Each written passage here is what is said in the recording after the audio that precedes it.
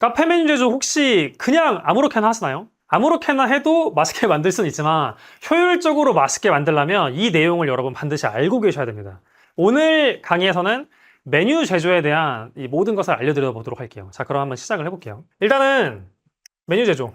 그냥 쉽게 생각하시는 분들이 많으시거든요. 아니, 그냥 커피 볶고 바닐라 시럽 쓰고 뭐 컵에다가 얼음 담고 우유 담고 부어버리면 되는 거 아니야? 그게 맞죠? 그게 맞는데 그거 말고도 더 깊은 내용들이 있거든요. 그래서 그거를 설명드릴 건데 오늘 일단 바닐라 라떼를 예시로 가장 또 많이 파는 메뉴다 보니까 한번 설명을 드려볼게요. 자, 그럼 메뉴 제조를 할 때 우리가 먼저 뭐가 중요하냐? 첫 번째 바로 재료 선택입니다.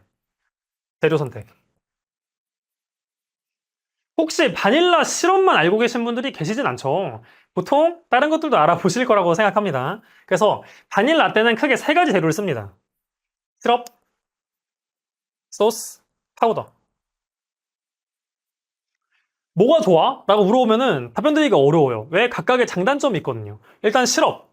시럽의 가장 큰 장점. 편리성. 왜? 가장 잘 녹거든요. 그냥 시럽 담고 커피 담고 대충만 흔들어도 대충 섞여요. 물론 바스푼으로 조금 섞어주는 게 좋지만. 단점. 단조롭습니다. 자, 이게 오해하면 안 되지만 일반적으로 단조로워요. 물론 내가 바닐라 빈 시럽을 직접 만들었던 수제 바닐라 빈에다가 나만의 비법까지 막 넣었어요. 그러면 좀 복합적일 수도 있긴 해요. 하지만 일반적인 제품 바닐라 시럽들은 단조롭습니다. 그리고 파우더에 비교하면 단조로울 수밖에 없는 게 여러분 성분표를 보시면 파우더 뒤집어 까죠? 엄청 뭐가 많이 써 있어요. 그리고 시럽은 몇 가지 안 써 있습니다. 뭐 많이 써 있다고 무조건 복합적인 건 아니긴 한데 그만큼 맛을 보완하기 위해 여러 가지 재료가 들어갔다는 거죠. 그래서 파우더가 조금 더 복합적입니다. 그래서 얘 장점, 복합. 근데 파우더 단점 명확하죠? 안 녹음. 안 녹는다기보다는 녹이기 어려움이라 쓸게요. 녹이기 어려움. 파우더 녹이기 어렵다는 겁니다.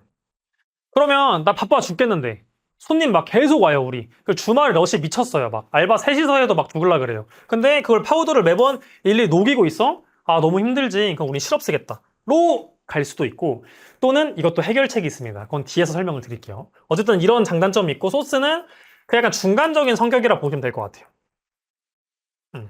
그래서 예전에는 그냥 이제 하나로 가셨거든요. 아, 나는 시럽으로 가야겠다. 편리한 게 짱이지. 저 언제 녹이고 앉아있냐. 이런 분들이 있었고. 아니지. 무조건 마시지. 복합적인 파우더. 그리고 얘는 또 묵직하거든요. 파우더는. 물을 먹어가지고. 얘는 좀 가볍고.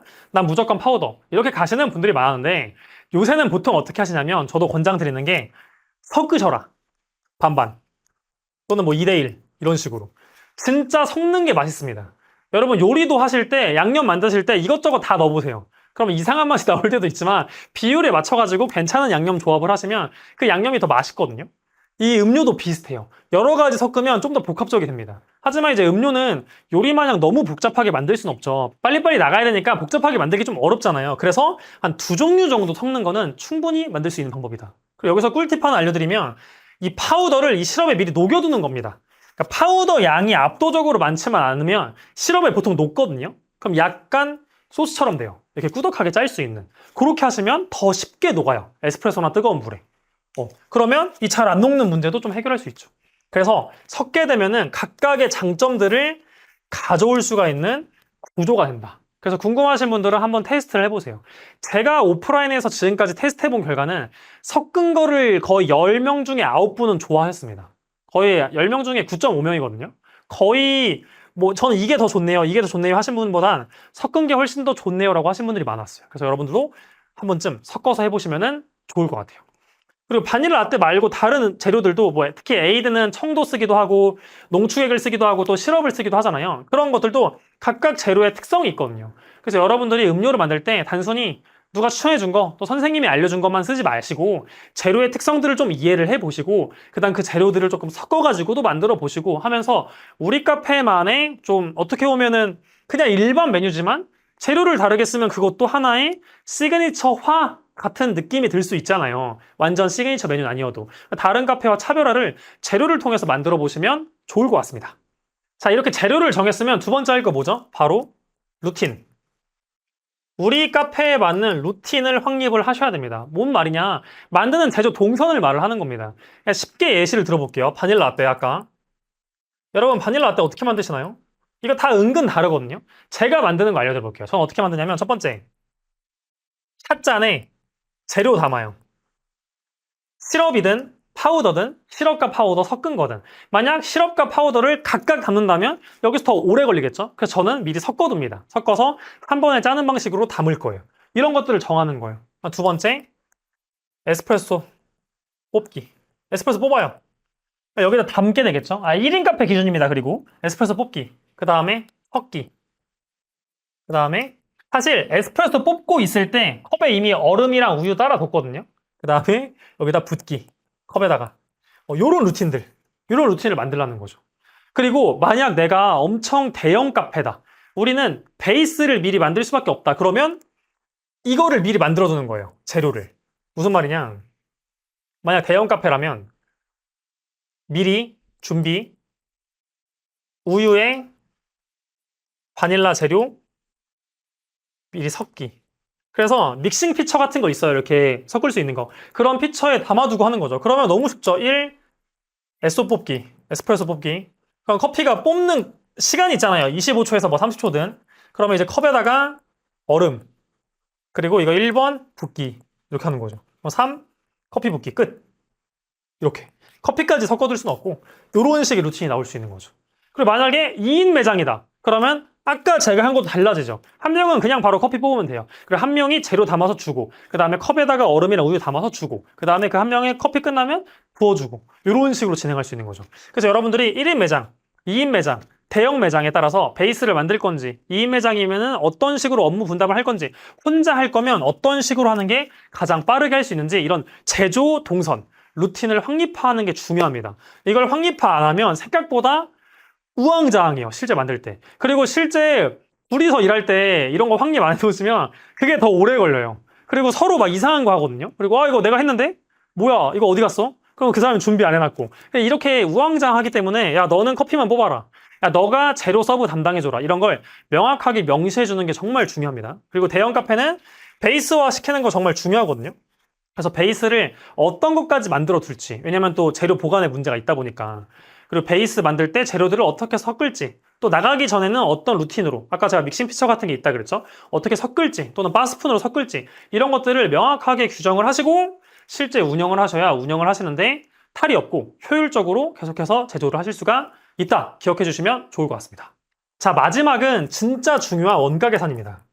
이게 강조를 항상 많이 하는데 생각보다 진짜 안 하시거나 생각보다 대충 하세요. 그냥 대략적으로.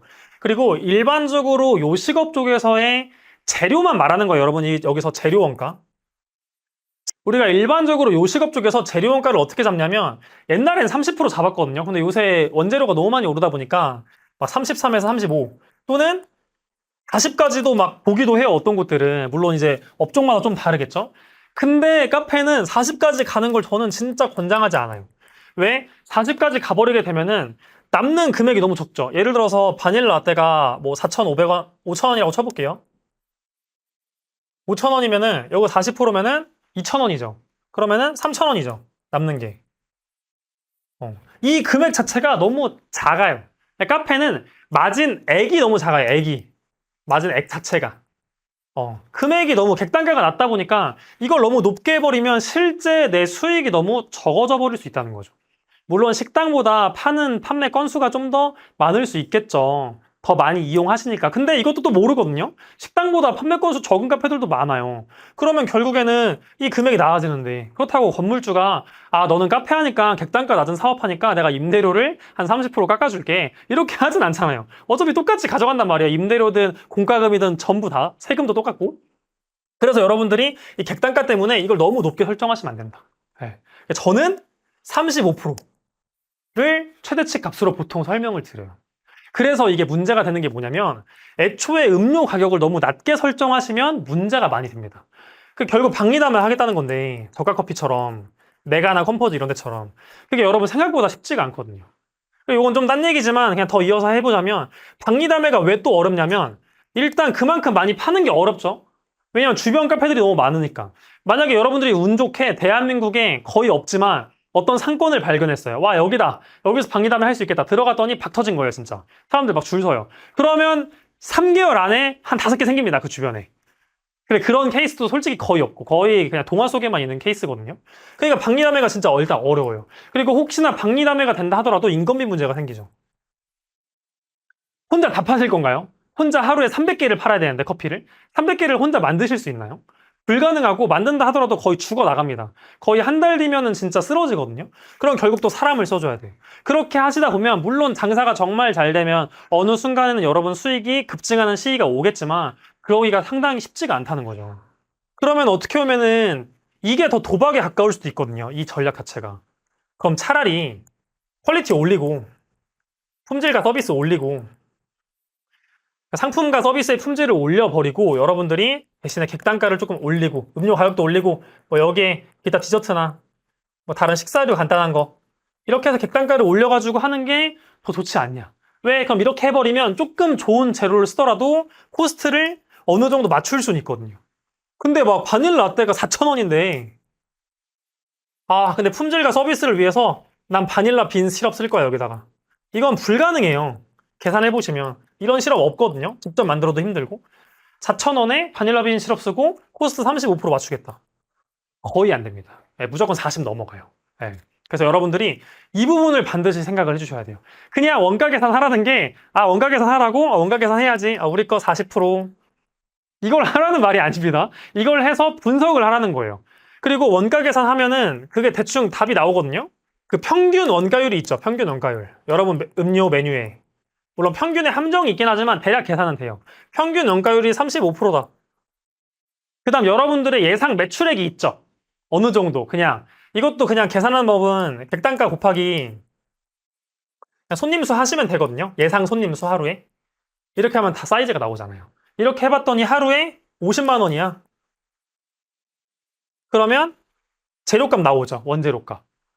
이게 얼마예요? 35%면 계산하기 어려우니까 30%로 할게요. 30%로 하면 얼마죠? 15만 원. 맞죠? 그러면은 이 남은 금액 35만 원. 여러분 하루 수익이 35만 원인 거죠. 이 30만 원도 진짜 수익이 아니라 여기서 이제 인건비, 임대료, 공과금, 나 기타 잡비 있죠? ADT랑 막 이런 거. 보안이랑 이런 통신비 등등등. 이런 거 다 빼고 남은 금액에서 마지막 부가세랑 종합소득세, 세금까지 뺀 게 여러분 수익이라는 거예요. 근데 딱 봐도 35에서 이거 그냥 싹 다 빼면은 얼마 안 남을 것 같잖아요. 우리가 정확한 계산은 어렵지만. 간이로 계산하는 거다 보니까. 그래서 여러분들이 반드시 객단가를 올리고. 그리고 이건 계산도 30%로 한 거예요. 사실 원가율도. 근데 이게 만약에 40이었다고 생각해 보세요. 40%. 그럼 이게 20만 원이에요. 이런 차이가 나게 되거든요. 그래서 여러분들이 원가율 계산을 일단 행위를 하시고 그다음 그걸 분석을 통해서 우리는 몇 퍼센트로 설정을 할지 그리고 이 퀄리티를 맞추기 위해서는 객단가, 음료의 가격을 얼만큼 맞춰야 될지를 잘 설정을 하시는 게 정말 정말 정말 중요합니다. 제 의견에 반대하시는 분들도 진짜 많으실 수 있어요. 그렇게 하면 안 팔린다. 그리고 나 주변에 메가랑 컴포즈밖에 없다. 그럼 어떻게 하라는 거냐. 저 그분들 마음도 진짜 충분히 이해가 되거든요. 그리고 저도 그 상황이면 고민이 많이 될 것 같은데 제가 마지막으로 좀 하고 싶은 말은 여러분이 만약에 저가커피 메가나 컴포즈나 뭐 백다방이나 뭐 이런 데가 있다고 주변에 쳐볼게요. 그러니까 여기랑 싸워서 이기시려면 기본적으로 여기랑 가격이 동일하거나 또는 낮아야 됩니다. 자, 그럼 여러분들이 소비자 입장에 생각해보세요. 여러분들이 동네에 저가커피 브랜드가 있어요. 손흥민을 그냥 앞에 내민 거기랑 그 다음에 여러분 카페가 있어요. 다른 카페가 있어요. 저가커피. 금액이 똑같아요. 뭐 여기 2,500원, 나도 2,500원.